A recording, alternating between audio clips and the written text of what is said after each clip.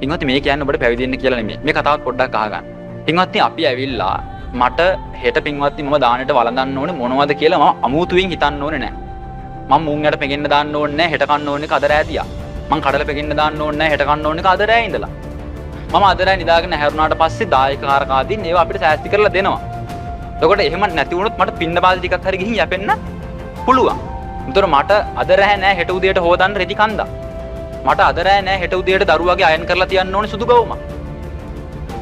මට නෑ දරුවාගේ පිරුණු වෙච්ච කෑම් පෙට්ටියක් නෑ මට අද රෑට අස් කරලා හොදලා හෙට උදේට කන්න ඒ මනුස්සයාට අරන් තියන්න. මට වගකීමක් නෑ මගේ මනුස්සයා ගෙදරින් වැඩට යනවා. ඒ මනුස්සයාට කන්න මොනවා හරි යන්න ඕනේ. මගේ ගෙදර බිරිඳ ඉන්නවා බිරිඳට මොනවා හරි මම ගෙදරට ඌමනා ටික ගෙනත් දෙන්න ඕනේ ලීක්ස් ටික කැරට් ටික හාල් ටික ගෙනත් දෙන්න ඕනේ කියලා මට වගකීමක් නෑ. මම හරියම නිදහසේ මේ පැවිද්දේ ඉන්නේ. මට කරන්න තියෙන්නේ මොනවද? දෙන දාන ටික වළඳලා බණක් භාවනා කරන ඔය පින්නතුන්ලටත් ඒකෙන් දෙයක් කියාගෙන ඉන්න එක.